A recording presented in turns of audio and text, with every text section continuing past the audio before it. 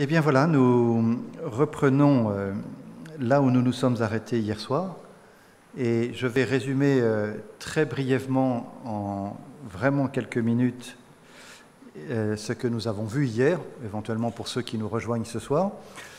J'ai donc bien souligné que nous avons cherché à comprendre comment les choses étaient dans le passé, au 1er siècle. Nous allons voir tout l'intervalle ce soir entre le 1er siècle et aujourd'hui et essayer de comprendre aussi le présent et d'esquisser, si possible, un petit peu l'avenir. Je rappelle que nous avons parlé du mystère d'Israël et des nations, le mystère du Christ, qui rassemble un peu tout cela. Nous avons évoqué le contexte juif des évangiles et du Nouveau Testament et de ce qu'on appelle l'Église, l'assemblée, le rassemblement de tous ceux qui croient. Nous avons vu comment Paul écrit aux Romains, qui sont essentiellement des non-juifs. À ces Romains, Paul explique tous les privilèges du peuple juif qui a été choisi par Dieu, qui a toutes sortes de privilèges, la gloire, les patriarches, les promesses, etc., etc. Nous avons vu à l'inverse que les non-juifs n'avaient pas grand-chose. Ils étaient comme démunis, ils partaient de rien. Ils ont été, on va le lire ce soir, greffés sur l'arbre d'Israël, mais cet arbre plonge ses racines dans l'histoire du peuple juif. Nous avons vu que les juifs et les non-juifs sont à la fois différents, mais aussi semblables, au moins dans la foi, en Jésus. Tous pécheurs et tous ont besoin de l'Évangile. Les réactions face à l'Évangile ont été identiques, réactions de foi, d'acceptation, mais aussi de rejet, tant parmi les juifs que parmi les non-juifs, et cela s'est traduit dans certains cas par des persécutions. Et nous avons souligné ô combien que la réconciliation reste toujours possible avec Dieu, les uns avec les autres, avec la création dans son ensemble, mais toujours dans la foi et dans la vie c'est-à-dire dans la relation, dans la communion avec Jésus, le Christ, le Messie. Le mur a été renversé par le Seigneur et nous formons un nouveau peuple, un nouveau corps, une nouvelle famille, un nouveau temple. Je reprends donc là et je lis et relis, mais ajoute un petit peu à ce texte ce que Paul dit dans la lettre aux Éphésiens au chapitre 3. « C'est par révélation que Dieu m'a fait connaître ce mystère tel que je l'ai déjà décrit en quelques mots. » C'est ce que nous avons vu hier, Éphésiens 2. « En les lisant, vous pouvez vous rendre compte de la compréhension que j'ai du mystère de Christ. Il n'a pas été porté à la connaissance des hommes des générations passées, comme il a maintenant été révélé par l'Esprit à ses saints apôtres et prophètes. » Et là, on ajoute ce mystère, et c'est un peu la conclusion de ce que nous avons vu jusqu'à maintenant, c'est que les non-juifs sont co-héritiers, héritiers avec les juifs. Ils forment un corps avec eux, ils participent à la même promesse de Dieu en Jésus-Christ par l'Évangile, pour les uns, pour les autres, un même corps, co-héritier donc des promesses de Dieu. Ce temple spirituel que nous formons ensemble n'a qu'une seule fondation et personne ne peut poser un autre fondement que celui qui a été posé une fois pour toutes et pour l'éternité, à savoir Jésus, le Christ, le Messie. Et vous vous souvenez, nous sommes arrêtés sur cette diapo qui précise bien qu'il y a des juifs et des non-juifs dans les nations, selon la chair, sur un plan humain, et puis il y a des juifs et des non-juifs selon l'esprit qui forment donc ce corps ensemble, soit l'Église, l'Assemblée, le peuple de Dieu. Nous poursuivons notre lecture et juste quelques versets dans le chapitre 10, et nous allons surtout lire le chapitre 11. Il n'y a pas de différence entre les juifs et les non-juifs. Ils ont le même Seigneur qui accorde ses biens à tous ceux qui font appel à lui. Nous l'avons lu hier soir et nous lisons la suite. Mais comment feront-ils appel à lui sans avoir cru en lui ? Autrement dit, comment la relation avec Dieu, qui est par la prière, la parole que l'on adresse à Dieu, faire appel à lui sans avoir cru en lui ? Et comment croiront-ils en lui sans en avoir entendu parler ? Et comment en entendraient-ils parler si personne ne l'annonce ? Alors cette bonne nouvelle du Messie, du Christ, de Jésus, l'Évangile, doit toujours être annoncée à tous, juifs et non-juifs, mais évidemment, les choses ont un peu changé depuis 20 siècles, non pas sur le message lui-même, mais sur peut-être la façon dont on doit l'apporter, en particulier auprès du peuple juif. Et nous lisons dans l'Épître aux Romains maintenant au chapitre 11. Israël est comme un olivier auquel Dieu a coupé quelques branches. À leur place, il t'a greffé, toi, qui n'es pas juif, comme une branche d'olivier sauvage. Tu profites maintenant aussi de la sève qui monte de la racine de l'olivier. Tu es littéralement attaché maintenant à cet arbre qui plonge ses racines dans l'histoire du peuple d'Israël. C'est pourquoi tu n'as pas à mépriser les branches coupées. Comment pourrais-tu te vanter ? Ce n'est pas toi qui portes la racine, mais c'est la racine qui te porte. Dieu a d'abord choisi le peuple d'Israël, et toi ensuite. Tu vas me dire, mais ces branches ont été coupées pour que je sois greffé à leur place. C'est juste. Elles ont été coupées parce qu'elles ont manqué de foi. Elles n'ont pas cru en Jésus.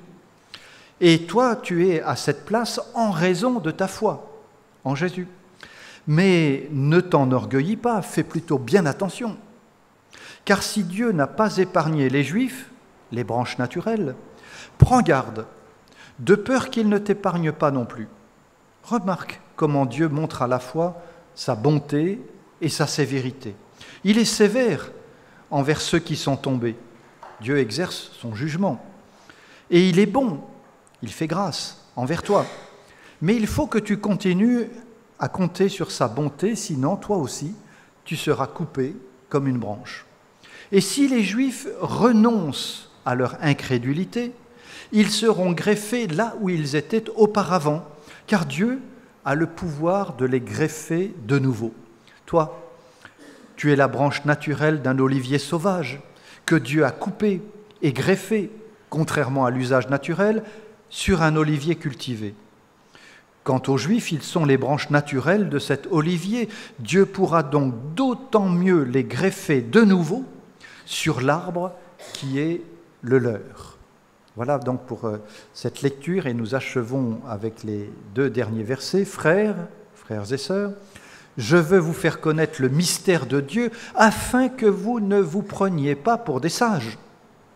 Une partie du peuple d'Israël restera incapable de comprendre l'Évangile jusqu'à ce que la totalité des peuples non juifs soit parvenue au salut. Et c'est ainsi que tout Israël sera sauvé, comme le déclare l'Écriture. Le libérateur viendra de Sion, il éliminera la révolte des descendants de Jacob. Voilà l'alliance que je ferai avec eux quand j'enlèverai leurs péchés. L'apôtre Paul, je vous l'ai dit, a été en particulier choisi par le Seigneur pour être l'apôtre des non-juifs, pour annoncer l'Évangile aux non-juifs. Et il avait une idée derrière la tête, que le Seigneur certainement lui avait inspirée. Il espérait rendre jaloux ceux de son peuple, le peuple juif. « Je m'adresse à vous qui n'êtes pas juifs. Je suis l'apôtre destiné au peuple non-juif et je m'en réjouis. J'espère ainsi exciter la jalousie des gens de mon peuple pour en sauver quelques-uns. » Alors c'est une citation de l'Ancien Testament dans le livre du Deutéronome au chapitre 32 où Dieu dit « Ils m'ont rendu jaloux avec des faux dieux, ils ont excité ma colère avec des idoles, alors je vais les rendre jaloux avec des gens qui ne sont pas un vrai peuple, qui ne sont pas le peuple d'Israël au départ. J'exciterai leur colère avec une nation sans intelligence. » Que veut dire l'apôtre Paul ? Il veut rendre jaloux ceux qui sont de ce peuple dont il fait partie, le peuple juif. Alors, il nous faut remonter un petit peu plus loin. La mission que nous avons en tant que chrétiens, que nous soyons juifs ou non-juifs ayant cru en Jésus, mais c'est particulièrement vrai pour les non-juifs, comme le souligne l'apôtre Paul, notre mission, c'est de porter du fruit. Jésus l'a dit, enseigner, c'est le dernier discours, les dernières paroles qu'il laisse à ses disciples avec ce repas ou après ce repas qu'il a pris avec eux avant d'aller au jardin de Gethsémanée. « Je suis le cep, dit Jésus, vous êtes les sarments, nous sommes les sarments. Celui qui demeure en moi, comme moi en lui, porte beaucoup de fruits, car sans moi, vous ne pouvez rien faire. Mon Père est glorifié en ceci, que vous portiez beaucoup de fruits, et vous remarquez que le mot fruit est au singulier, et ça correspond au texte d'origine, je m'expliquerai, et vous serez mes disciples. Ce n'est pas vous qui m'avez choisi, dit Jésus, mais moi. Et cela est vrai pour les 12 apôtres, mais on peut dire pour chacun d'entre nous. Je vous ai choisi et je vous ai établi afin que vous alliez, vous êtes envoyés, que vous portiez du fruit et que votre fruit demeure, qu'il reste, qu'il se poursuive, pour que tout ce que vous demanderez au Père en mon nom, il vous le donne. Alors nous sommes ici et j'ai vraiment pris plaisir à être parmi vous dans votre belle île de Martinique, dans un pays de fruits. Et lorsque je passe sous un manguier avec ces mangues qui me tendent les bras bien mûrs, je n'ai qu'une envie, c'est de les cueillir, de les croquer et de les déguster avec un grand plaisir. Et vous savez que dans la nature, c'est vrai dans le monde entier, c'est vrai pour toutes les espèces, dans un fruit, il y a une semence. Quand vous mangez une mangue, vous ne pouvez pas la rater, il y a un gros noyau, au moins, vous le savez, là, il y a une bonne grosse semence. Quand vous mangez de la papaye, vous avez une multitude de petites semences. Dans tous les fruits, il y a une semence. Et c'est peut-être cette leçon que l'apôtre Paul, et surtout le Seigneur lui-même, Jésus, nous a enseignée. Le fruit de l'esprit, enseigne l'apôtre Paul, c'est l'amour pour Dieu, l'amour les uns pour les autres, l'amour pour tous ceux qui nous entourent. C'est la joie dans toutes les circonstances, les bonnes et parfois les plus difficiles. La paix, même chose, mais aussi la paix entre nous. La patience, alors là, je devrais m'arrêter longtemps. La patience. On en manque beaucoup de patience. Pour qu'un fruit mûrisse, il faut du temps, et il faut même toute une vie.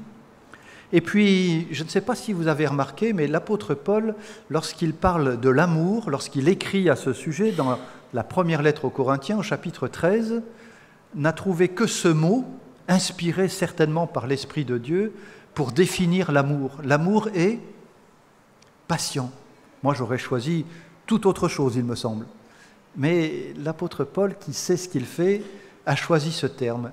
L'amour est patient. Et vous le savez, dans un couple, il en faut de la patience. Dans une église, vous n'allez pas me dire qu'il ne faut pas de la patience. Dans une communauté, être patient les uns envers les autres, ne pas nous heurter trop facilement, s'enflammer. Il faut de la patience. Et la patience, c'est un bon fruit, mais il y a aussi la bonté, la bienveillance, la fidélité, la douceur, la maîtrise de soi et tant d'autres, la compassion, la vérité, etc. Tous ces bons fruits. Alors c'est quoi le fruit ? Eh bien c'est le signe visible de la présence de Dieu dans notre vie par son esprit. Et c'est cela qui doit convaincre ceux qui nous entourent. Et l'apôtre Paul espérait que de son temps, les non-juifs, en recevant cette présence de Dieu dans la foi en Jésus, seul moyen d'être réconcilié avec Dieu, seul et unique moyen de recevoir l'Esprit de Dieu. C'est par la foi en Jésus que l'Esprit de Dieu vient littéralement habiter en nous, qui sommes chacun pour notre part, je l'ai dit, un petit temple, et ensemble un temple tous ensemble. Eh bien, c'est par cette présence, par l'Esprit de Dieu, que l'on peut voir que nous sommes chrétiens, disciples du Christ, disciples du Messie, comme si le Messie vivait en nous. D'ailleurs, c'est l'origine du mot chrétien. C'est un peu des petits Christ ou porteurs du Christ. On les voit, ou on voit le Christ à travers eux. Voilà ce que signifie véritablement le mot chrétien. Et Jésus le dit, vous reconnaîtrez les faux prophètes à leur conduite. On ne cueille pas des raisins sur des buissons d'épines, ni des figues sur des chardons. Un bon arbre produit de bons fruits et un arbre malade de mauvais fruits. Encore une image inspirée de la nature, mais que l'on peut constater ici même, partout dans le monde. Il y a des chrétiens qui vivent authentiquement en tant que chrétiens, il y en a d'autres qui se conduisent mal, parfois très mal. Il y a des gens qui annoncent l'évangile pour gagner de l'argent. Où a-t-on vu cela ? Il y a des gens qui font ou qui ont un comportement qui n'est pas tout à fait normal, et même pas normal du tout, lorsqu'ils se prétendent chrétiens et qu'ils vivent autrement qu'en tant que chrétiens.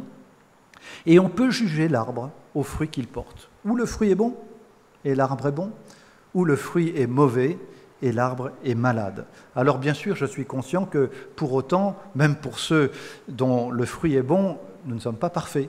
Et que ce fruit, encore une fois, doit mûrir toute une vie. La présence de Dieu dans notre vie, qui se révèle à travers nous, c'est un travail de longue haleine. C'est ce qu'on appelle la sanctification, tout simplement. C'est-à-dire d'appartenir de plus en plus au Seigneur, de le laisser régner dans notre vie en tant que Seigneur et Maître, celui qui habite, encore une fois, son temple, le chef, la tête du corps que nous sommes.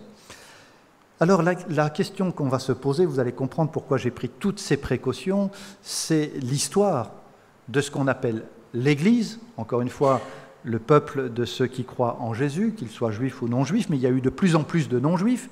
Et puis alors il s'est passé quelque chose d'absolument dramatique. Au IIIe, au IVe siècle surtout, on a commencé à imaginer que l'Église, c'était un peu tous ceux qui se trouvaient dans l'Empire romain. Vous savez, Constantin et les empereurs suivants ont décrété, littéralement, on pourrait dire un décret du jour au lendemain, et bien voilà, maintenant tous les habitants de l'Empire romain sont chrétiens. Et évidemment, il y a eu là un mélange, il y a le bon grain certainement, il y avait de vrais chrétiens, et puis il y avait l'ivré, des gens qui se sont retrouvés chrétiens du jour au lendemain, mais qui ne l'étaient pas. Alors il y a eu des efforts pour les enseigner, etc. Mais enfin, on peut dire qu'un grand nombre, ou un certain nombre, je ne sais pas à moi de l'évaluer, n'étaient chrétiens que de nom. Et il y a eu un autre phénomène, et nous allons le voir ensemble, c'est un rejet progressif des Juifs. D'abord des Juifs dans l'Église, et puis des Juifs tout court, et nous allons voir en quelques mots, et ça me fait toujours un peu trembler, même un peu peur, d'aborder cette diapo, qui résume 20 siècles, vous vous rendez compte, d'histoire, que je vais essayer d'esquisser en quelques mots. Alors, essayons de faire ce que l'on peut. Tout a commencé au 1er, et surtout au 2e siècle. En 70 après Jésus-Christ, le temple a été détruit à Jérusalem. J'en redirai quelques mots tout à l'heure. Les Juifs ont été dispersés. Parmi ces Juifs, il y avait des Juifs qui croyaient en Jésus, d'autres qui ne croyaient pas. Et dans l'Église, il y a eu de plus en plus de non-Juifs. Dans ce corps qu'ils formaient, de plus en plus de non-Juifs.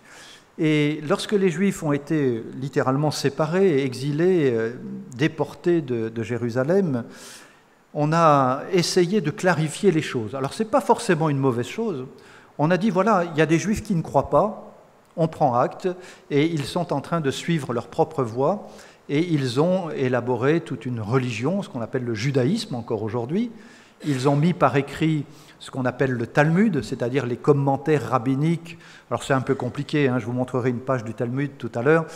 Dans le Talmud, vous avez une petite phrase de la Bible à l'origine, vous avez un premier commentaire, puis vous avez un commentaire du commentaire, et puis autour, vous avez le commentaire du commentaire du commentaire. Alors c'est un peu... Et puis tout ça, ça fait une vingtaine de volumes. C'est énorme. Et c'est ce que Paul dit, j'ai été élevé dans la tradition de mes ancêtres, pharisiens, nés de pharisiens, nourris de cette tradition, et c'est toute cette tradition qui a été mise par écrit. Et parfois, qui est une chose très loin de la Bible. Ça s'évade dans toutes sortes de domaines et dans toutes sortes de choses. Alors, les responsables chrétiens de l'époque ont dit, écoutez, il ne faut pas confondre les choses. Il y a d'un côté les Juifs qui ont cru, ils sont avec nous en quelque sorte, et puis de l'autre les Juifs qui n'ont pas cru. Et c'est ce qu'on a appelé l'anti-judaïsme. Alors ce n'est pas un sens péjoratif, pas un sens négatif, c'est simplement on distingue les uns des autres.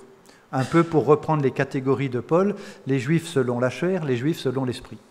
Et très vite, malheureusement, s'est installé, et même parmi les responsables chrétiens, dès le IIe siècle, on le lit encore aujourd'hui dans leurs écrits, on a un certain nombre d'écrits qui nous sont parvenus, ils commencent à s'en prendre aux Juifs comme des traîtres, et puis comme des tueurs du Christ, et enfin comme des meurtriers de Dieu, puisque le Christ, c'est le Fils de Dieu, c'est Dieu qui s'est fait homme, ils ont tué Dieu.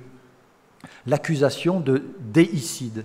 Et cette accusation a fait malheureusement beaucoup de mal, beaucoup de tort au peuple juif.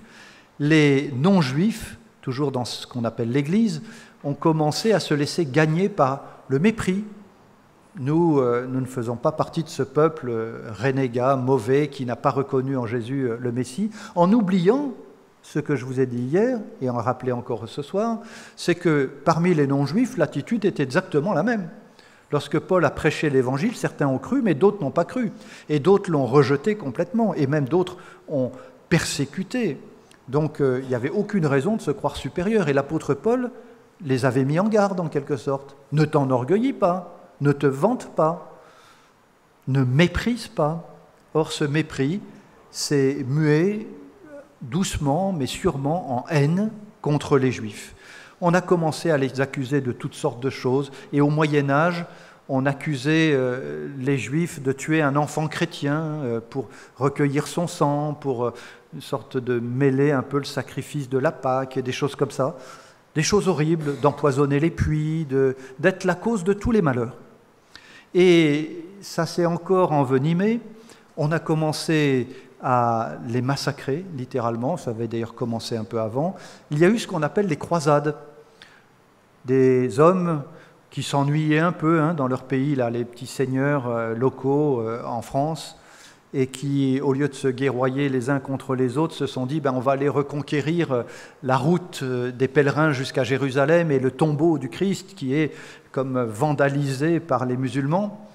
Et les voilà partis en croisade au nom de la croix, au nom du Christ. C'est cela, les croisades. Et sur leur chemin, tout au long de leur chemin depuis la France jusqu'à Jérusalem, ils vont massacrer des hommes, des femmes, des vieillards, des enfants, des Juifs en particulier. Et il y a de grands massacres tout au long des croisades, pas toutes les croisades, mais une bonne partie de ces croisades. Et ça s'est traduit par un bain de sang partout où ils sont passés, en France, en Allemagne, en Asie mineure, en Turquie, et jusqu'en Syrie et jusqu'à Jérusalem. Et vous voyez, la trace qui a été laissée là, ce sont ces mauvais fruits dont l'apôtre Paul et dont Jésus parle. Un arbre malade qui produit de mauvais fruits. On a inventé peu de temps après l'Inquisition. On s'est dit, voilà, il y a des gens qui se disent chrétiens mais qui ne le sont pas tout à fait. Alors, on est en pleine confusion. Voilà des gens qui se conduisent très mal mais qui accusent d'autres de se conduire encore plus mal. Et en particulier, on visait des Juifs espagnols qui, pour échapper un peu à toute cette ambiance difficile, à ces massacres, à ces rumeurs, ces accusations, avaient fait un peu comme semblant de se convertir au catholicisme. Et on les appelait les maranes. Et l'Inquisition a bien vite compris qu'ils faisaient semblant et qu'ils continuaient de pratiquer en secret leur religion juive et qu'ils ne croyaient pas, au fond, dans la doctrine de l'Église catholique, ni même en Jésus. Et on s'est dit, on va les redresser, on va les corriger, on va les remettre dans le droit chemin. Et ils se sont même servis d'un verset de l'Écriture. Vous savez, quand Jésus dit « Allez sur les places partout et puis appelez, et puis s'il le faut, contraignez-les d'entrer dans le royaume de Dieu. » C'est-à-dire, invitez-les avec vigueur à croire que justement Jésus est le Messie et à entrer dans le royaume de Dieu. Alors voilà que les inquisiteurs se sont servis de ce verset pour dire on va les forcer à se convertir par tous les moyens. Et dans ces moyens, alors vous voyez peut-être assez peu, mais des images de torture. On les pend, on les écartèle, on les fait souffrir de toutes sortes de manières pour qu'ils abjurent, c'est-à-dire qu'ils renoncent à leur ancienne foi et qu'ils se convertissent au Christ par la force. Et puis, on les fait brûler sur des bûchers. Vous savez, on appelle ça l'auto-da-fé. Vous savez ce que signifie l'auto-da-fé ? C'est l'acte de foi. C'est-à-dire qu'on pense qu'ils vont être sauvés à travers le feu, encore un verset qu'on a pris hors de son contexte. Et on dit, voilà, les Juifs vont brûler, et en brûlant, ils vont être sauvés à travers le feu. Vous imaginez ce qu'un Juif peut comprendre quand on lui parle de Jésus aujourd'hui ? Il pense à tout cela, il voit tous ces fruits pourris, il n'y a pas d'autre mot, épineux, et qui ne les convainc pas du tout, alors que Paul, pauvre Paul, qui espérait rendre jaloux les Juifs par le témoignage, la conduite des disciples du Christ qui portent de bons fruits.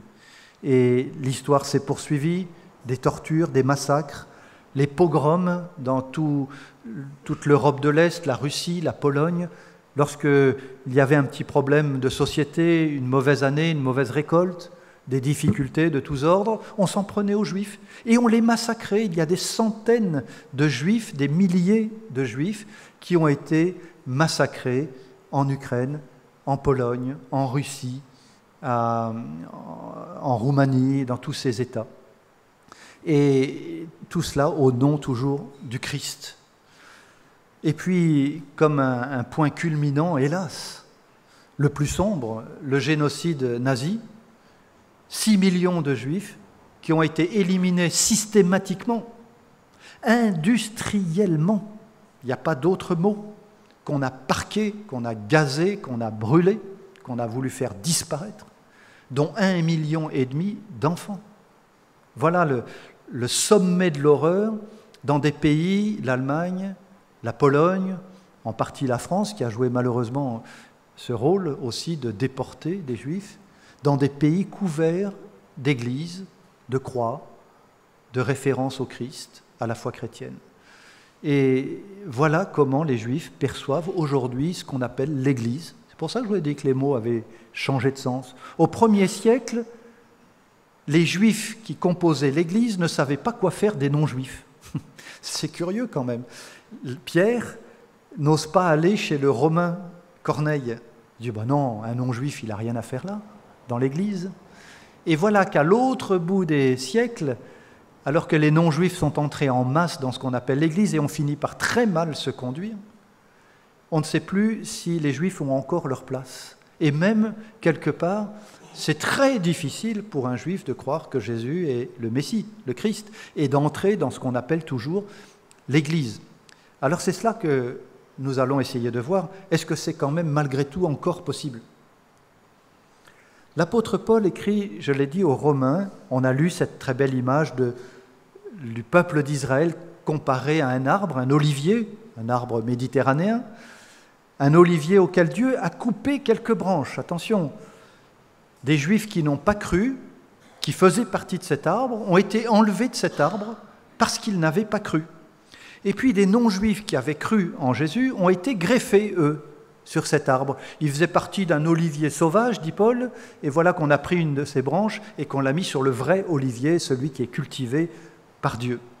Et maintenant, ils profitent de la sève qui monte de la racine.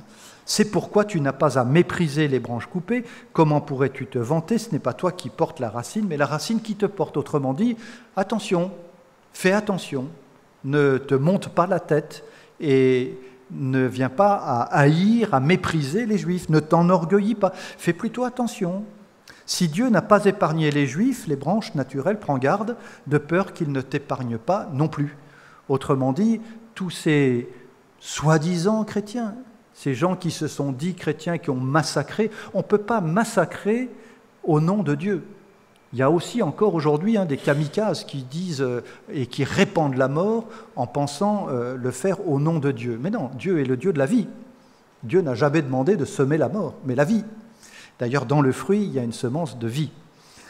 Remarque comment Dieu montre à la fois sa bonté et son jugement, sa sévérité, sévère envers ceux qui sont tombés, bon envers toi, mais c'est comme ce que Jésus a dit, il faut que ton fruit demeure, il faut que tu continues à compter sur sa bonté, sinon tu seras toi aussi coupé comme une branche. C'est-à-dire que nous sommes tous là, un peu comme interpellés par l'apôtre Paul, qui nous dit, mais il faut demeurer en Christ.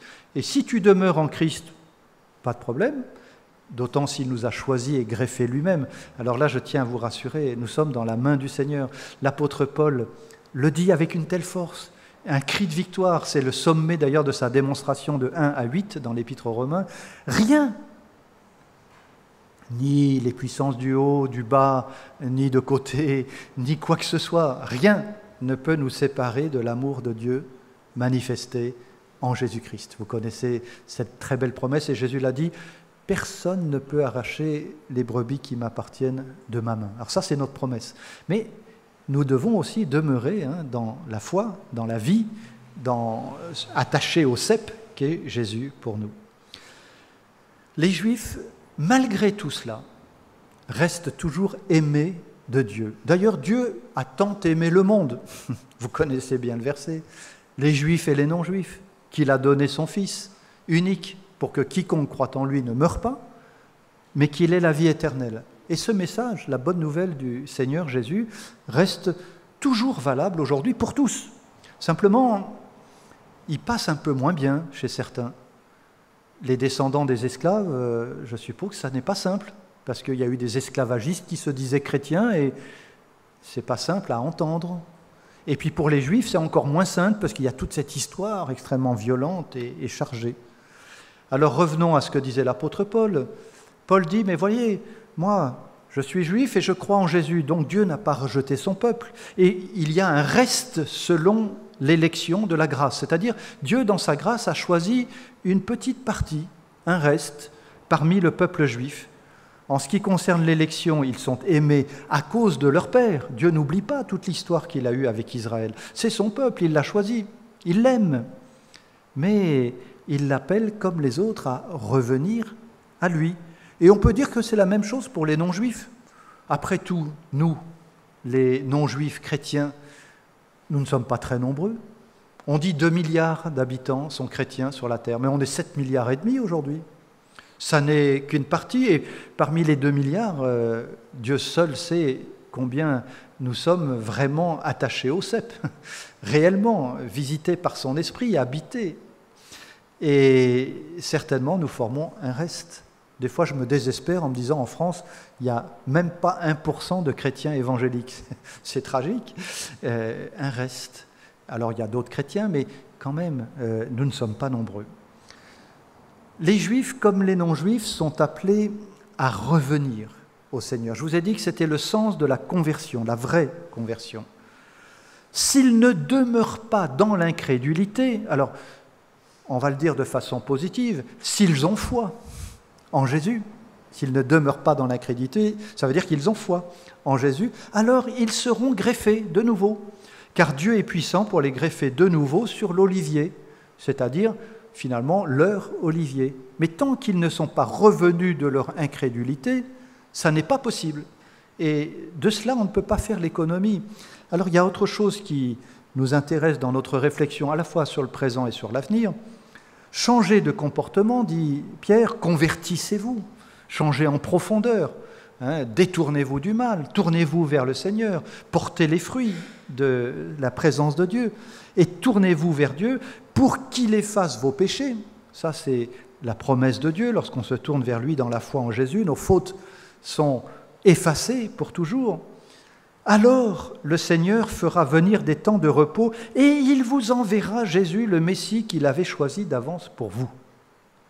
Voilà la prédication de Pierre au 1er siècle. Au fond, qu'est-ce qu'il dit ? Il dit aux Juifs de son époque, eh bien, tournez-vous vers le Dieu d'Israël en croyant que Jésus est votre Sauveur, votre Seigneur, le Messie, et alors le Seigneur vous renverra le Messie. Alors on me dit souvent, ah mais tu sais, les Juifs, ils attendent comme nous le Messie, mais nous, on attend le Messie qui est déjà venu, et eux, ils attendent le Messie qui va venir.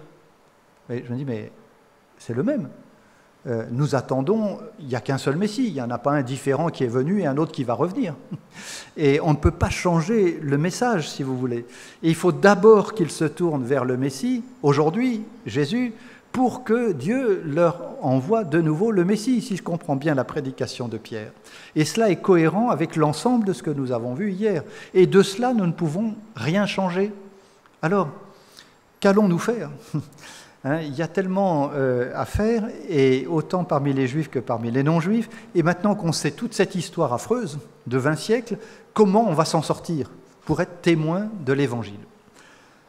Jésus a été redécouvert petit à petit par les Juifs, et c'est assez curieux, au terme de toutes ces persécutions, au XIXe siècle, un certain nombre de Juifs ont commencé à s'intéresser de nouveau à Jésus. Alors pas comme le Messie, pas comme le Fils de Dieu en tout cas, pas comme Dieu qui s'est fait homme, mais tout simplement comme un Juif célèbre.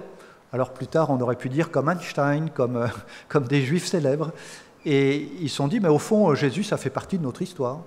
Alors ils ont commencé à écrire sur Jésus, il y a des romans, des essais qui ont été écrits en Europe de l'Est, Scholemache, romancier, que j'ai lu et relu, des livres qu'il a écrits sur Jésus, pratiquement un commentaire des évangiles ou un récit tiré des évangiles. C'est assez intéressant, parfois qui s'éloigne un petit peu, mais l'essentiel y est en tout cas. Et c'est très, très courageux de sa part, parce que Jésus n'avait pas bonne presse parmi les Juifs d'Europe centrale ou d'Europe du Nord. Et d'autres Juifs comme Edmond Flegg en France, Jules Isaac, Robert Aron, pendant tout le long du XXe siècle, se sont intéressés à Jésus toujours sur l'angle historique. Il a vraiment vécu, qui était-il, quel était son message, c'était un grand prophète. Et puis d'autres en Israël et même en Allemagne ont écrit sur Jésus. Et puis enfin, juste après la Deuxième Guerre mondiale surtout, mais ça a commencé déjà à la fin du XIXe siècle, il y a eu de plus en plus de Juifs qui ont cru en Jésus, comme cette fois le Messie, le Seigneur, le Fils de Dieu. Et ceux-là ont véritablement bouclé la boucle. Alors ce qui était tout à fait étonnant, c'est que ce mouvement a pris de l'ampleur justement après la Deuxième Guerre mondiale. Je l'ai dit, un vrai miracle parce que tout les portait dans le sens contraire, toute cette histoire, et la Shoah, le génocide nazi, qui aurait dû les décourager à tout jamais de croire en Jésus, eh bien voilà que non, au contraire, depuis les années 50, il n'y a jamais eu autant de Juifs qui sont venus à croire que Jésus est le Messie. Et là, je veux y voir un signe. Vous savez, il y a des chrétiens, quand on parle d'Israël, ils veulent tout le temps voir des signes partout. Mais il y en a un là. Il y en a un qui est dans le fait que des Juifs, aujourd'hui, osent croire que Jésus est le Messie, le Christ, le Fils de Dieu. C'est quelque chose de totalement étonnant, miraculeux, j'ose employer le mot, je ne l'emploie pas souvent et je ne l'emploie pas n'importe comment et ni pour tout, mais là, vraiment, pour moi, il s'agit d'un miracle. Les Juifs messianiques sont environ 200, 250 000, probablement 300 000 aujourd'hui dans le monde. Vous me direz, c'est pas beaucoup, on va voir dans un instant qu'ils sont un peu plus de 14 millions dans leur ensemble en tant que peuple juif, donc voilà, 300 000, mais 300 000, alors qu'en 1950, ils étaient une poignée. Aux États-Unis essentiellement, au moins 150 000, répartis dans toutes sortes d'églises, mais surtout des églises protestantes évangéliques, pour l'essentiel. Certains ont lancé ce qu'on appelle des assemblées messianiques, souvent dans des quartiers de forte densité juive, à Chicago, à New York. À New York, il y a beaucoup de juifs, il y a 2 millions de juifs, peut-être même un peu plus aujourd'hui. Donc il y a forcément matière à créer des assemblées messianiques. Souvent, ce sont des juifs et des non-juifs qui sont dans ces assemblées. Et ils ont une pratique qui mêle un petit peu des coutumes juives pour essayer de témoigner à leur peuple. Ils vont observer certaines fêtes, mais de façon assez libre. La circoncision, presque tous, mais ça c'est général. Tous les juifs pratiquent la circoncision, y compris les juifs chrétiens, les juifs messianiques. Pas dans le sens de vouloir être sauvé, comme disait Paul dans la lettre aux Galates, pour être sauvé, il fallait se faire circoncire, non pas du tout, mais plutôt comme signe d'appartenance à leur peuple. Ils respectent le sabbat, mais ils se réunissent aussi le dimanche. Ils ne sont pas totalement fermés, bien évidemment, dans ce sens-là.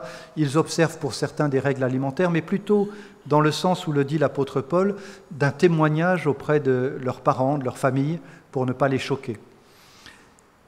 Je l'ai dit déjà, les juifs et les non-juifs sont souvent mélangés dans ces assemblées, mais il y a quelques assemblées dites messianiques qui se replient sur elles-mêmes, qui se referment et qui finissent par déraper, par dévier. Ça a été le cas au 1er siècle et au 2e siècle avec un groupe qu'on appelait les Ébionites, et c'est la même chose encore au 21e siècle. Il y a toujours des gens qui veulent vivre à part, et ça peut arriver aussi parmi les non-juifs, vous le savez, il y a toutes sortes de petites sectes qui finissent par se couper. Le mot secte, ça veut dire se couper de tous les autres, et à force de se couper de tous les autres, ils finissent en général très mal. Alors, en Israël, je vais en reparler un peu plus en détail dans la diapo suivante, environ 7 500 à 10 000 juifs messianiques. En France, et je ne sais pas s'il y en a ici, mais de toute façon, ils sont assez peu nombreux, entre 500 et 1000 probablement. En Israël, la première assemblée messianique a été créée juste au lendemain de la déclaration d'indépendance de l'État d'Israël, le 15 mai 1948.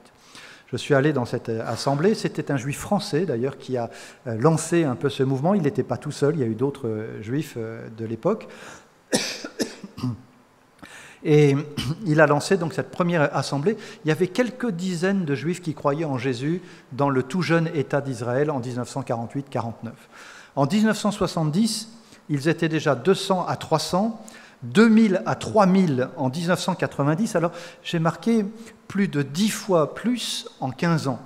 Imaginez votre communauté ici, à Fort-de-France, à Schœlcher, qui se multiplie par 10 en 15 ans. Vous seriez heureux, hein? C'est ce qu'on appelle un réveil. Hein. Il y aurait quelque chose là, une effervescence. Alors j'espère que ça va se produire. Hein. Mais voyez la progression des Juifs messianiques en Israël, c'est quelque chose de tout à fait étonnant. Une centaine aujourd'hui d'assemblées messianiques, environ 7500 adultes, on dit au moins 7500, peut-être 10 000 aujourd'hui. 70 groupes de maisons, alors ils commencent souvent dans un témoignage un petit peu plus local et amical, et puis ensuite ils se constituent en assemblée, comme on le fait ici et ailleurs. Hein. Beaucoup de Juifs messianiques maintenant sont nés en Israël, ce sont vraiment citoyens de l'État d'Israël. Parmi eux, il y a beaucoup de Juifs qui viennent de partout, de Russie, d'Éthiopie, d'Amérique, de France, etc. Les assemblées sont parfois mixtes. Alors quand je dis mixtes, il peut y avoir des responsables juifs et arabes, qui tous les deux croient en Jésus. Et ça, le mur est renversé. Là, vous le réalisez, hein, lorsque vous voyez, et je l'ai vu de mes yeux, hein, à plusieurs reprises, à Jérusalem, à Haïfa, à Beersheba, etc., où on voit des Juifs et des Arabes ensemble qui dirigent ces assemblées, et c'est vraiment le beau fruit de la réconciliation dans la foi en Jésus. Alors, ils font bien sûr un effort pour adapter, non pas changer le message de l'Évangile, attention, hein, je dis bien, c'est toujours le même évangile, mais ils l'adaptent, ils essayent de l'annoncer de façon compréhensible pour leur peuple, leur chant, leur façon de célébrer le culte. Ça sonne juif, si vous voulez, ça sonne israélien aussi, hein, ça sonne avec la culture de l'endroit. Et puis, bien sûr, il y a aussi un certain nombre de problèmes, notamment vis-à-vis de l'État d'Israël, qui leur cherche parfois un peu des difficultés, mais pas directement l'État d'Israël en tant que tel, mais plutôt les mouvements juifs ultra-orthodoxes, religieux, anti-chrétiens, parce qu'ils ont des organisations littéralement, ils appellent ça anti-missionnaires, mais c'est anti-chrétiens, et qui s'opposent aux juifs croyants en Jésus. Et là, il y a parfois des frictions, et ça pose tout un problème sur la question de la nationalité. J'en dirai peut-être un petit mot tout à l'heure. Alors, parvenu à ce point, je serai un tout petit peu plus long qu'hier, hein, parce que le sujet est très vaste et j'essaye de faire au mieux. Mais voilà, quand même quelques mots sur l'avenir. Je sais qu'il y en a qui viennent pratiquement que pour ça. Alors vous avez vite compris que maintenant, au bout de 1h45 bientôt, depuis que je parle, depuis hier, c'est d'abord le passé et le présent qui m'intéressent, et l'avenir, on va essayer de comprendre. Mais je vous ai dit, je ne vais pas vous faire de grandes révélations. Mais on va essayer de comprendre quand même un peu les choses. Frères, quand Paul dit frères, c'est frères et sœurs, hein, on est bien d'accord. Je veux vous faire connaître le mystère de Dieu, afin que vous ne vous preniez pas pour des sages. Le mystère de Dieu, c'est quelque chose, et puis il ne faut pas quand même penser qu'on va tout comprendre. Et ça fait du bien d'entendre un petit peu cela aussi. Hein. Il y a des gens, on a l'impression qu'ils ont toute la révélation, ils savent minute après minute ce qui va se passer dans le futur concernant les Juifs, les non-Juifs, l'État d'Israël, je ne sais pas quoi. Ne vous prenez pas, excusez-moi, pour des sages. Hein. Soyons et restons humbles devant ce qui n'appartient qu'à Dieu. Et essayons d'écouter véritablement ce que l'apôtre Paul nous enseigne, parce qu'après tout, c'est le fondement et c'est ce que nous avons, et c'est seulement ce que nous avons pour réfléchir là-dessus. Une partie du peuple d'Israël, je l'ai déjà lu, restera incapable de comprendre l'Évangile. Et rappelez-vous ce que dit l'apôtre Paul. La compréhension, elle ne vient qu'en Christ. Jusque-là, ils ont comme un voile lorsqu'ils lisent les Écritures, et ce voile n'est ôté qu'en Christ, c'est-à-dire dans la relation avec Christ. Incapable de comprendre jusqu'à ce que l'ensemble des autres peuples, la totalité, littéralement, des autres peuples non-juifs, soit parvenu au salut. Et c'est ainsi que tout Israël sera sauvé. Comme le déclare l'Écriture, le Rédempteur viendra de Sion, il éliminera la révolte des descendants de Jacob, voilà l'alliance que je ferai avec eux quand j'enlèverai leurs péchés. Alors qu'est-ce que ça signifie, cette affaire-là? Toutes les nations et tout Israël. Toutes les nations au salut, tout Israël au salut. Alors, je donne des cours là-dessus, alors des fois je mêle des choses un peu plus compliquées, j'ai repris juste la diapo. C'est très compliqué dans le détail, parce que l'apôtre Paul cite un verset du prophète Ésaïe, mais il mélange avec un verset de Jérémie et un verset des psaumes. Alors il compile, et en plus il cite la version grecque de la Bible traduite avant la venue de Jésus, au 2e, 3e siècle avant Jésus. Alors, qu'est-ce qu'on va essayer de lire dans tout cela, de comprendre? Un Rédempteur vient pour Sion, pour ceux de Jacob qui se détournent de leurs crimes. Alors c'est exactement ce que Pierre a dit dans sa prédication à Jérusalem. Convertissez-vous, revenez à Dieu, le Dieu d'Israël. Ça veut dire aussi croyez en Jésus, qui est celui par lequel on peut revenir pleinement au Dieu d'Israël. Et alors, il vous enverra le Rédempteur, celui qui rachète, celui qui vient pour Sion. Voici en quoi consistera l'alliance que je conclurai avec le peuple d'Israël. On l'a déjà lu, Jérémie 31. Je ne me souviendrai plus de leurs fautes. Voilà ce que l'apôtre Paul cite. Dans la foi, le pardon des péchés. Et qui donnera de Sion le salut à Israël? C'est assez intéressant cette phrase en hébreu parce que le salut à Israël, le nom de Jésus en hébreu, Yeshua, c'est le salut.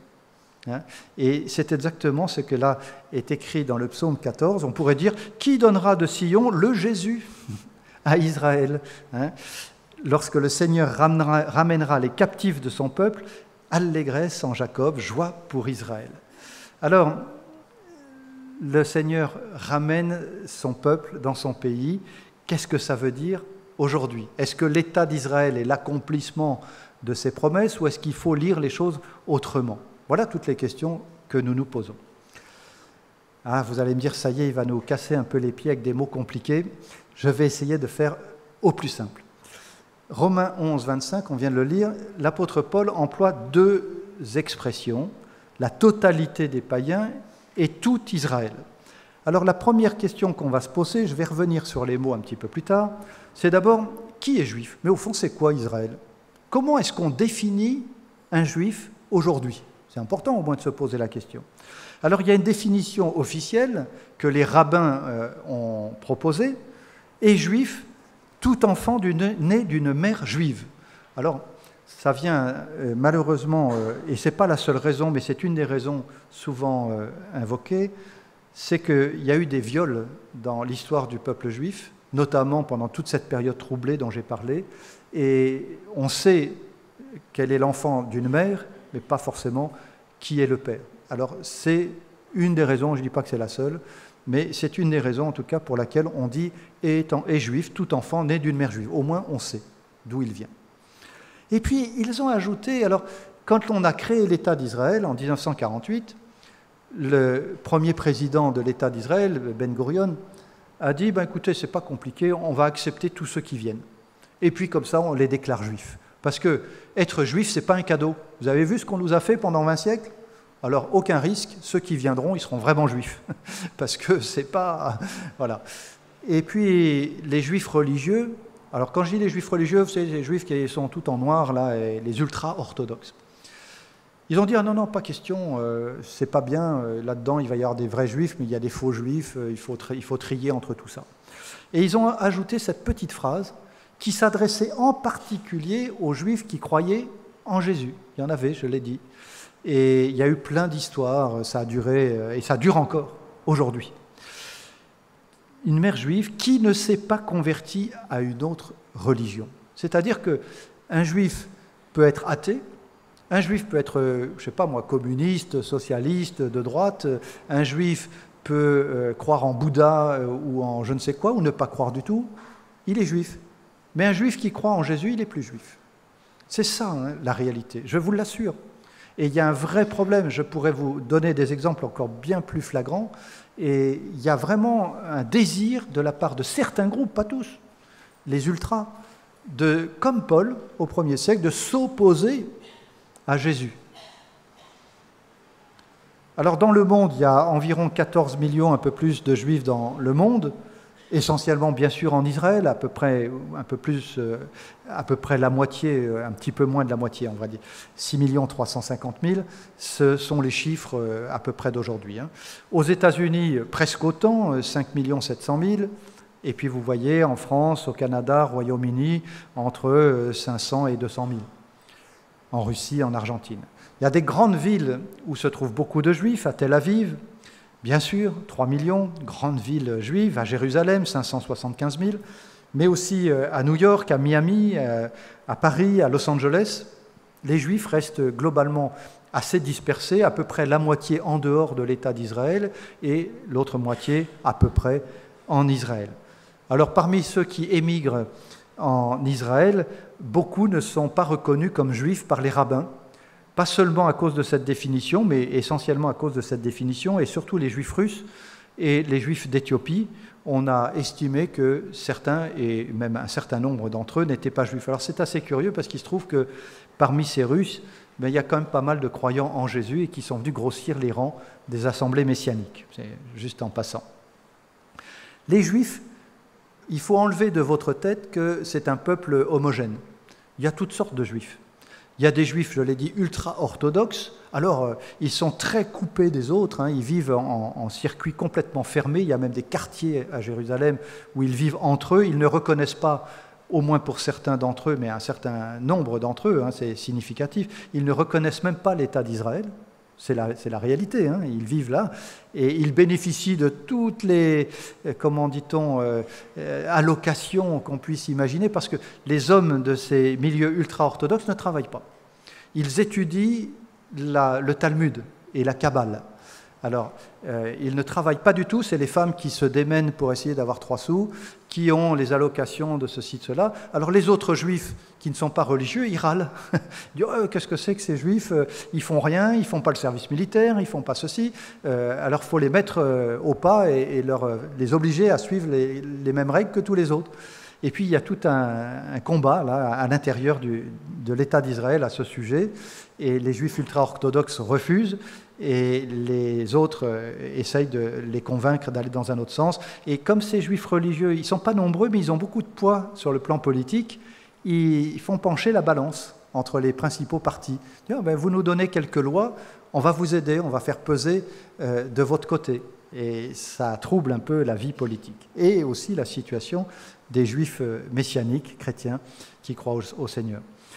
Les juifs orthodoxes, alors c'est une nuance un petit peu différente, ils ont aussi une pratique très stricte, mais ils ne sont pas totalement séparés, ils sont assez intégrés dans la société. Les conservateurs, ce qu'on appelle comme cela, voilà, c'est une pratique plus régulière. Ils vont suivre les principaux rites, mais encore une fois de façon peut-être un peu plus libre encore. Les hommes et les femmes sont mélangés dans les synagogues, ce qui n'est pas le cas dans les autres synagogues orthodoxes. Et puis il y a les libéraux qui, eux, ouvrent encore davantage la porte. Bon, on retrouve un peu ça dans le monde chrétien, quelque part. Voilà. Et puis il y a des juifs agnostiques. Alors vous savez, agnostique, c'est une façon très polie de dire qu'on est athée. Quand on dit agnostique, ça veut dire il y a un Dieu, mais on ne peut pas le connaître. C'est ça que ça signifie agnostique, sans connaissance de Dieu. Et au fond, ce sont des juifs athées. Il y a des juifs athées, véritablement athées, ne me dites pas le contraire. J'ai vécu, quand j'étais jeune en Israël, j'étais dans un kibbutz où tout le monde était athée, mais alors athée jusqu'au bout des ongles. Et ils ne croyaient absolument pas en Dieu. Et je pourrais vous raconter un certain nombre d'anecdotes dans ce sens-là. Et ils sont assez nombreux. Les agnostiques et les athées représentent probablement plus de la moitié de la population de l'État d'Israël. Ça vous surprend sans doute, mais ils ne croient pas en Dieu, du tout. Ou s'ils croient en Dieu, c'est un Dieu de toute façon absent. Il y a d'ailleurs un très fort mouvement autour du Nouvel Âge en Israël. Vous savez, le Nouvel Âge, c'est ce mouvement un peu confus où on mélange tout. Toutes les traditions, le bouddhisme, l'hindouisme, les religions païennes, etc. Alors là, ils sont très très forts dans ce sens-là. Beaucoup de jeunes juifs, quand ils ont fini le lycée, vont en Inde. Et ce n'est pas pour rien, une sorte de recherche de spiritualité orientale. Et là encore, ça fait partie de la réalité de l'État d'Israël aujourd'hui. Et puis j'ai quand même ajouté, il y a aussi les Juifs messianiques, on en a parlé en Israël. Je vous avais promis de vous montrer une page de ce qu'on appelle le Talmud. Le Talmud sont les commentaires à partir de la Bible, si l'on peut dire, mais vous savez, la Bible c'est ça et le Talmud c'est ça. C'est complètement disproportionné et ce sont des commentaires du commentaire du commentaire, je l'ai déjà dit, il y a les commentaires médiévaux tout autour. Voilà. Et le Talmud remplace, on pourrait dire, la Bible. Et puis il y a un autre livre, un ensemble de livres, à vrai dire, ou plus une mystique qu'on appelle la Kabbale, alors là qui est aux antipodes de la révélation biblique. Quand je dis aux antipodes, c'est tout à fait autre chose. C'est une interprétation chiffrée, secrète, ésotérique, totalement éloignée de la vérité biblique. Et il faut que vous en soyez conscients, les ultra-orthodoxes, alors je vois parfois des chrétiens qui sont en admiration devant les ultra-orthodoxes, sachez qu'ils sont complètement pétris de cette Kabbale. La Kabbale, pour eux, c'est l'un des livres les plus importants avec le Talmud. Et c'est toute une mystique, tout un système ésotérique. Il y a le Gilgul, la réincarnation là-dedans, il y a des doctrines totalement étrangères à la Bible. Et il faut que vous en soyez conscients. Il y a tout le système de renversement des chiffres et des lettres, et on en tire des tas de conclusions. Et je vois des chrétiens fascinés par cette pseudo-science, effectivement très savante, mais qui est extrêmement loin. Jésus a dit, le royaume de Dieu est pour ceux qui ressemblent à des enfants. Pas besoin de grandes complications. Et croire en l'Évangile, n'importe qui peut croire en l'Évangile. Un enfant peut comprendre l'Évangile. J'ai vu des tout jeunes enfants comprendre parfaitement l'Évangile et être au Seigneur. Et ce n'est pas du tout la connaissance, les 20 livres du Talmud ou les connaissances secrètes de la Kabbale qui ouvrent la voie de la communion avec Dieu. Soyons bien clairs là-dessus. Alors, qui est juif? Alors, je ne vais pas lire toute la définition de Pierre Mennès France et je la résume en 2 mots pour arriver vraiment à l'essentiel. Pierre Mennès France dit, au fond, ce n'est pas d'être religieux, pas religieux, c'est une culture, c'est de savoir qu'on est juif de nos parents, c'est de se sentir juif, et certainement c'est ça qui fait l'identité juive aujourd'hui. Alors je reviens à la question qu'on se pose, parce que voilà, il faut quand même essayer d'y répondre. Le fameux « tout Israël », qu'est-ce que veut dire l'apôtre Paul? Tout Israël sera sauvé. D'abord, est-ce qu'il parle d'une quantité ou d'une qualité? Je m'explique. Est-ce que c'est tout le monde, la quantité? Alors, ou est-ce que c'est une partie qui représente, ou une partie du tout, qui représente un tout en soi? J'espère que je suis assez clair, je vais essayer de m'expliquer. Lorsque, dans Matthieu, Jésus dit « quiconque demande reçoit », c'est le même mot qui est utilisé, « pas » en grec, « pas Israël », le pronom ou l'adjectif « tout ». Quiconque. Tous ceux qui le demandent reçoivent. Alors, tout le monde ne demande pas, et tout le monde ne reçoit pas. Mais voilà, ce quiconque, c'est tous ceux qui éventuellement demandent auront une réponse. Il y a un tous, mais ça n'est quand même qu'une partie. Ou alors, ça peut désigner un groupe de personnes bien clair, une entité, qu'elle soit sociale, religieuse. Alors, on a un exemple dans l'évangile de Luc, mais il y en a bien d'autres. Tout le peuple, dès le matin, se rendait dans le temple pour écouter Jésus. C'est le même mot, tout le peuple juif. Ben non, c'est une partie, mais cette partie formait un tout. Et on disait, tout le monde, comme on le dit nous-mêmes, on y va tous. Ben oui, mais on n'y va pas tout à fait tous. C'est tous ceux qui y vont. Et voilà, le tout n'est qu'une partie du tout. On retient cela. Ensuite, l'apôtre Paul utilise un autre mot pour parler et des juifs et des non-juifs. Alors ça nous intéresse, parce que c'est dans une autre phrase, mais au moins c'est le même mot. Alors c'est le même mot pléroma, en grec, peu importe, c'est ce qui désigne quelque chose qui est rempli, à ras-bord. Vous avez un verre, bon là j'ai qu'une bouteille, mais voilà, elle est remplie, à ras-bord, et on ajoute de l'eau jusqu'à ce que ça soit plein. Et c'est ça qui forme ce tout. Quelque chose qui est complété, qui est ajouté. Alors l'apôtre Paul parle du complet relèvement d'Israël, au chapitre 11, verset 12. Et puis il parle de la totalité, mais c'est le même mot, des païens. Alors là, ça nous donne une piste intéressante. Voilà que Israël va être complètement relevé et que tous les païens vont accéder au salut. C'est la même idée. Alors est-ce que c'est tous les païens et est-ce que c'est tous les juifs? Alors on sait déjà la réponse, en tout cas pour les païens, c'est sûr. On le sait, ce n'est pas tous les païens. Tous les non-juifs ne seront pas convertis, chrétiens, et c'est un constat, tout simplement. Hélas, Dieu aime tous les hommes, il veut que tous parviennent à la repentance et au salut, mais tous ne font pas ce trajet, ce chemin vers Dieu. Et c'est probablement la même chose pour le peuple d'Israël. Il y a une partie de ce peuple d'Israël qui forme un tout, et c'est ce que l'apôtre Paul dit, tout Israël sera sauvé, comme tous les non-juifs, c'est-à-dire les élus qui seront sauvés et qui formeront ensemble le peuple de Dieu. C'est, pour moi, la première hypothèse, pour ne rien vous cacher, c'est celle que je pense, que je crois. Je peux me tromper. Peut-être, j'espère, qu'il peut y avoir un autre scénario, peut-être que tous les Juifs, un jour, vont se tourner vers le Seigneur, mais ce n'est pas ce que je vois. Je vois qu'un grand nombre, un nombre de plus en plus grand se tourne vers le Seigneur, mais le tout, alors on me dit, oui, mais quand le Seigneur va venir, tout Israël sera sauvé.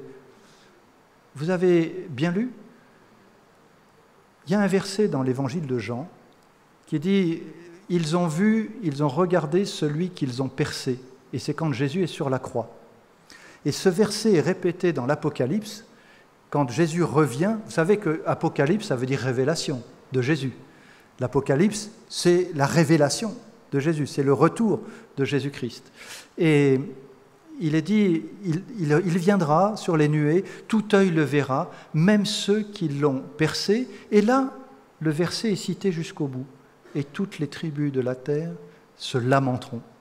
C'est donc que Jésus revient, comme dit Paul dans la lettre aux Thessaloniciens, dans une flamme de feu, c'est-à-dire l'image du jugement. Il reviendra pour juger les vivants et les morts.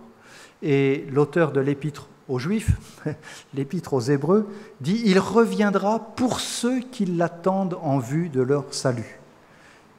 Il faut donc être prêt. Et s'il faut être prêt, c'est déjà d'avoir cru en Jésus avant son retour. Et là, c'est tout à fait cohérent avec l'ensemble des textes que nous avons déjà évoqués. Et on peut dire que depuis l'apôtre Paul, à travers toute l'histoire, et aujourd'hui encore, il y a des Juifs, et heureusement des non-Juifs, qui croient en Jésus et qui ensemble, l'un et l'autre, forment un reste, seulement une partie. Mais cette partie forme un tout, le tout des élus de Dieu, ceux que Dieu a choisis pour être son peuple. Tous ceux qui descendent d'Israël ne sont pas Israël, avait déjà averti l'apôtre Paul. Le juif, c'est celui qui l'est intérieurement. La circoncision, c'est celle du cœur, selon l'esprit et non selon la lettre. La louange de ce juif ne vient pas des hommes, mais de Dieu. Et la question qu'on peut se poser, c'est au fond, qui est juif devant Dieu ? C'est ça la bonne définition, celle qui compte. Et Paul n'a pas honte d'écrire aux Philippiens, c'est nous qui avons la vraie circoncision. Nous servons Dieu par son esprit, avec les fruits visibles de cette réalité. Nous sommes fiers d'être à Jésus-Christ. Vraie circoncision, appartenance à Jésus-Christ. Alors, que faire maintenant ? En attendant quoi ? En attendant le retour du Seigneur, en attendant que beaucoup, et si possible tous, les Juifs et les non-Juifs, se tournent vers le Seigneur. Eh bien, être témoin. Être témoin par notre parole, c'est important. Je n'ai jamais dit qu'il ne fallait pas annoncer l'Évangile de façon claire. Je crois que vous allez avoir des actions d'évangélisation, je me suis laissé dire ça. Et c'est bien.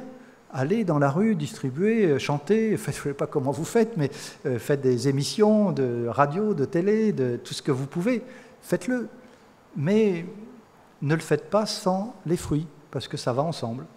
Et nos paroles doivent s'accorder avec notre vie, sinon ce n'est pas très convaincant. Les disciples, réunis auprès de Jésus, lui demandèrent « Alors Seigneur, est-ce en ce temps-ci que tu rétabliras le royaume d'Israël ?» C'est un peu la question. Jésus leur répondit « Non, il ne vous appartient pas de savoir quand viendront les temps et les moments. Le Père seul les a fixés de son autorité. Mais vous recevrez une force, une puissance quand le Saint-Esprit descendra sur vous. Vous serez alors mes témoins à Jérusalem, dans toute la Judée, la Samarie, jusqu'au bout du monde. » Et voilà notre mission, elle n'a pas changé. Jérusalem est de nouveau là, il y a un État juif, eh bien, très bien, allons et soyons témoins. Annonçons la bonne nouvelle, la foi en Jésus, un vrai changement de vie. Changez de vie, convertissez-vous, tournez-vous vers Dieu pour qu'il efface vos fautes. Alors le Seigneur fera venir des temps de repos, de rafraîchissement. Il vous enverra alors Jésus, le Messie. Alors la grande question qu'on me pose souvent, mais alors ces prophéties, le peuple qui doit revenir sur sa terre, etc., l'État d'Israël, c'est un accomplissement, c'est quoi ? Alors la première chose qu'il faut répondre à cela, c'est que les grands prophètes de l'Ancien Testament, et les petits d'ailleurs, Ézéchiel, Jérémie, Ésaïe, mais aussi Amos, Agé et tous les autres, et bien sûr, ils annoncent le retour du peuple d'Israël sur sa terre après l'exil à Babylone. Et il faut être honnête par rapport au texte. Les grands prophètes ont annoncé le retour du peuple juif après l'exil à Babylone. Et ça s'est passé. En plus, on en a une trace écrite dans la Bible. En 586 avant Jésus-Christ, Nabuchodonosor arrive à Jérusalem, détruit le temple, disperse le peuple juif, en emmène une partie à Babylone, et cela est vécu comme un jugement de Dieu, dénonciation de la rupture de l'alliance, de l'idolâtrie, et évidemment, ça se solde par ce jugement de Dieu de ce peuple qui est chassé de son pays. Mais ce peuple revient 70 ans plus tard, et relisez, c'est facile à retenir, 3 chapitres 9, Néhémie 9, Esdras 9, Daniel 9, ce sont des chapitres de repentance. Seigneur, pardonne-nous, nous avons été exilés, c'est de notre faute, et maintenant pardonne-nous et fais-nous revenir dans ce pays. C'est-à-dire que la repentance précède le retour dans le pays que Dieu leur avait promis. Et c'est ce qui s'est passé. Néhémie, Esdras reconstruisent le temple, le peuple juif habite de nouveau le pays, et puis accomplissement, le plus grand accomplissement, je l'ai dit tout au départ, le privilège du peuple d'Israël, c'est d'avoir Jésus, le Messie, comme descendant de cette longue lignée depuis Abraham jusqu'à Jésus, Jésus étant au-dessus de tout. On va finir avec cela tout de même parce qu'il y a quelques points qui restent en suspens. Ça va? Vous tenez le coup? J'ai dépassé déjà un petit peu l'heure, mais je vous avais dit que je serais un petit peu plus long. Nous allons quand même lire ce texte. Lorsque vous verrez Jérusalem investie par des armées, sachez alors que sa dévastation est proche, s'est approchée, alors que ceux qui sont en Judée fuient dans les montagnes, ceux qui sont au milieu de Jérusalem s'en retirent, que ceux qui sont dans les campagnes n'entrent pas dans la ville. Ce seront des jours où justice sera faite pour que tout soit accompli, pour que soit accompli tout ce qui est écrit. Quel malheur pour les femmes enceintes et pour celles qui allaiteront en ces jours-là. Il y aura un grand désarroi dans le pays, de la colère, le jugement contre ce peuple. Ils tomberont sous le tranchant de l'épée, ils seront emmenés captifs parmi les nations, et Jérusalem sera foulée aux pieds par les nations jusqu'à ce que le temps des nations soit accompli. Alors, cette prophétie de Jésus, elle s'est déjà accomplie une première fois. Lorsque vous verrez la destruction s'approcher, eh bien, Jérusalem a été détruite complètement. En 70, il y a eu la guerre pendant 3 ans, et les Romains ont fini par écraser la révolte juive. C'est le général Titus qui s'est emparé de Jérusalem, du temple, qui a détruit le temple, totalement brûlé. On a d'ailleurs brûlé les archives, etc. Et puis, il y a eu une deuxième révolte dans les années 130, 135, après Jésus. Bar Korva, un faux messie, il se prétendait le messie lui aussi, et c'était un faux messie, pourtant appuyé par un rabbin, le plus grand rabbin de l'époque, et ils ont voulu recréer un État juif, et tout cela a été réprimé dans le sang par les Romains, par l'empereur Hadrien cette fois, et d'autres généraux romains, et tout cela correspond au jugement annoncé par Jésus. Ce seront des jours de justice, où justice sera faite pour que soit accompli tout ce qui est écrit.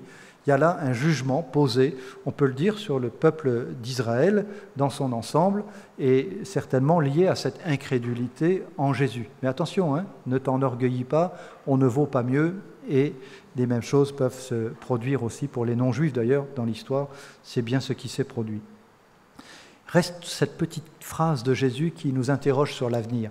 Jérusalem sera foulée aux pieds par les nations, les non-juifs, jusqu'à ce que les temps des nations soient accomplis. Qu'est-ce que ça veut dire? Est-ce qu'on peut lire là quelque chose à propos de l'État d'Israël moderne et de la reconquête des Juifs de Jérusalem? Alors, pardonnez-moi, je suis né en Normandie. Vous savez, les Normands, ils disent peut-être ben que oui, peut-être ben que non. Un peu oui, un peu non. Alors, je vais me permettre de dire un peu ça ce soir. Ça m'arrange d'être un peu normand. Peut-être ben que oui, peut-être ben que non. Oui, il y a peut-être quelque chose. Et il faut qu'on réfléchisse à cela. Mais en même temps, c'est peut-être aussi autre chose. Il peut peut-être s'agir aussi, de la Jérusalem céleste. C'est pas simple. Mais admettons que ça aille un petit peu dans ce sens-là. Alors, je vais, c'est comme tout à l'heure, en 2 minutes, vous résumer l'histoire depuis 1948. En 1947, les Nations Unies la résurgence de la SDN avant la Deuxième Guerre mondiale, les Nations Unies votent un plan de partage entre deux États, l'État juif, l'État palestinien. Les Juifs acceptent bien sûr cet État, les Palestiniens le refusent et attaquent le jeune État juif avec toutes les armées coalisées de Syrie, Transjordanie, Égypte et même au-delà. Et de façon étonnante, Israël, qui est encore un tout jeune pays, avec 3 bouts d'armes, pas grand-chose, finit par avoir le dessus, de façon totalement inattendue. Je m'arrête un instant là-dessus. On me dit, oui, c'est un grand miracle de Dieu, peut-être. Je n'écarte pas du tout cela. J'aimerais dire une chose. Alors, vous savez, l'apôtre Paul, dans une de ses lettres, à un moment donné, il dit, bon, maintenant c'est moi qui parle, c'est pas l'esprit. C'est un peu curieux comme formulation. Alors, je vais me permettre de dire un peu la même chose. Ce que je vais dire maintenant, vous voyez, je prends des gants énormes, c'est moi. Et ne prenez pas ça comme un enseignement incontournable. Le grand prophète est venu, a dit non, non. C'est moi qui vous propose une interprétation qui me semble, voilà. Le peuple juif a été pourchassé, persécuté dans toutes les nations sur cette terre, en Europe en tout cas, et parfois ailleurs. Et il me semble, après le génocide, en particulier la Shoah, le génocide juif fait par les nazis en 1939-45, il me semble de la justice de Dieu d'avoir donné à ce peuple de nouveau la possibilité d'habiter dans un pays où il peut vivre en paix, en principe, en tout cas où il est chez lui. Et je dirais ça sur un plan humain. Les Juifs selon la chair, ce n'est pas péjoratif, il y a aussi les non-juifs selon la chair, c'est-à-dire sur un plan strictement humain. Et il est juste que Dieu, eh bien, un jour, fasse justice au peuple juif pour qu'il retrouve ce pays où il a le droit de vivre libre. Et je me réjouis très sincèrement de la création de l'État d'Israël, des Juifs qui sont dans ce pays, mais ça ne fait pas de ces Juifs le peuple de Dieu, littéralement, parce que là, il manque une étape. Et peut-être que justement l'État d'Israël est comme une étape. Il y a cette vision des ossements d'Ézéchiel, alors il y a la chair qui croît, il y a les nerfs et tout ça, mais il manque encore l'esprit. Et encore une fois, être juif devant Dieu, c'est naître d'en haut, c'est naître de l'esprit. Et cela, on ne peut pas l'oublier. Alors, le peuple d'Israël, malheureusement, sur cette terre, a été attaqué encore.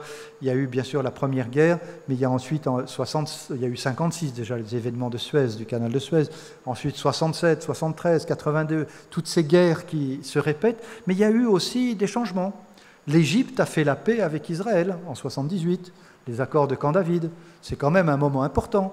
Alors, à la faveur des guerres, le peuple juif avait reconquis un certain nombre de territoires, dont Jérusalem et puis la Cisjordanie, mais en 78, ils n'ont pas hésité à redonner l'ensemble de la péninsule du Sinaï à l'Égypte pour sceller la paix. Donc, vous voyez, il y a des choses qui se passent. En 88, il y a eu de nouveau la paix avec la Jordanie, cette fois. Et il y a un traité de paix, il y a des échanges commerciaux, il y a des échanges entre les peuples, et il faut aussi le signaler. Et puis il y a eu ces fameux accords d'Oslo où on pensait qu'enfin les choses allaient bouger, c'est la paix véritablement. Et puis vous savez que depuis, tout a un peu dégringolé.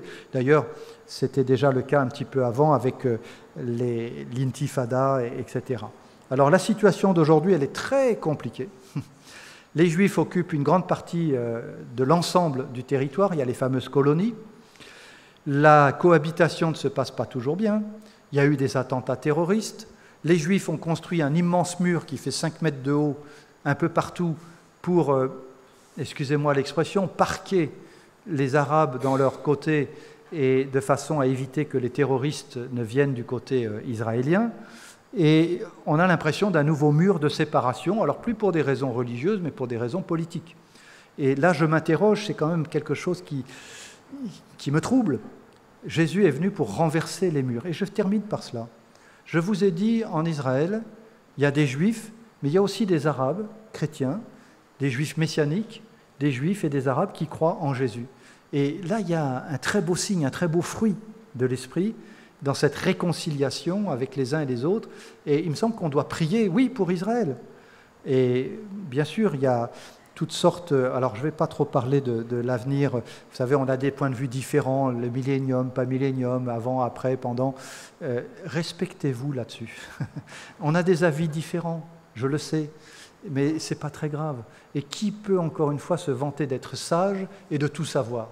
Personne. Alors, soyons humbles. Moi, je retiens surtout que le Seigneur reviendra. Et ça, c'est le plus important. Et en plus, qu'il nous avertit pour que nous soyons prêts. Alors que ce soit pour 1000 ans ou pas 1000 ans, peu importe. On ne va pas se battre là-dessus. Il y en a qui me parlent de la grande tribulation, mais dites donc, depuis 20 siècles, l'Église, elle en a vécu des tribulations. Et on est déjà un peu dans cette grande épreuve qui certainement va croissant. Et on voit qu'effectivement, c'est de plus en plus compliqué. Et puis on attend la nouvelle création, le retour du Seigneur, mais on est déjà un peu dedans, un pied dedans, et on attend de l'avoir entier lorsque le Seigneur reviendra. Je n'en dis pas plus de ce point de vue-là. Nous avons des points de vue différents, mais aussi un certain nombre de certitudes. Je terminerai par là. Mais je reviens quand même à ce témoignage que nous avons les uns et les autres dans notre foi. Nous avons des points de vue différents, oui, sur l'avenir, bon, mais aussi des certitudes et des points communs. Nous formons le nouveau temple en Jésus, il n'y a pas d'autre fondement. De ça, on est sûr. Il n'y a pas d'autre bonne nouvelle, il n'y a pas d'autre évangile. L'apôtre Paul le dit, si quelqu'un vous annonce un autre évangile, moi-même, un ange même, vous vous rendez compte? Ne le croyez pas. Il n'y a pas de voie parallèle pour les Juifs. Moi, j'entends souvent ça, ah oui, mais ils ont leur chemin. Et puis, Dieu se débrouille avec ça. Ah non, où est-ce que vous avez vu ça? Vous n'avez pas entendu que Jésus a dit « Je suis le chemin, la vérité et la vie, nul ne vient au Père que par moi ». On ne peut pas enlever cette parole. Et il l'adresse en plus à des Juifs. Nul ne connaît le jour et l'heure. Alors il y a des chrétiens, je vous l'ai dit, à la minute près, ils savent tout ce qui va se passer. Nul ne connaît le jour et l'heure. Nous sommes témoins et prêts pour ce retour. Et puis je le redis, le fruit, présence de Dieu dans notre vie qui doit se voir, qui sont autant de signes visibles de cette nouvelle création à venir, de ce temple que nous formerons littéralement ensemble. Et je crois qu'en tant que témoignage, nous devons grandir dans ce témoignage les uns. On reconnaîtra, mes disciples, à l'amour qu'ils ont les uns pour les autres, dans votre communauté, entre les différentes communautés, de différentes couleurs, de différentes dénominations. Heureusement, on a quand même des points communs, au moins avec ceux avec qui on a de vrais points en commun, et je pense que nous pouvons cultiver cela. Certains me disent qu'il faut consoler Israël. Mais qui est le consolateur? C'est l'Esprit. Et comment reçoit-on l'Esprit? Par la foi en Jésus. Si vous voulez consoler Israël, annoncez-lui, comme dit Ésaïe, au cœur de Jérusalem, criez-lui que sa période de combat est terminée, que sa faute est expiée, qu'elle a reçu de l'Éternel le salaire de tous ses péchés. Ça y est, c'est fait, Jésus l'a porté sur lui. Et voilà le message de délivrance, de consolation que nous pouvons apporter au peuple juif. Et je termine par cette belle phrase de l'apôtre Paul, c'est sans crainte, sans honte, que j'annonce la bonne nouvelle, l'Évangile. C'est en effet la force, la puissance dont Dieu se sert pour sauver tous ceux qui croient, les Juifs d'abord.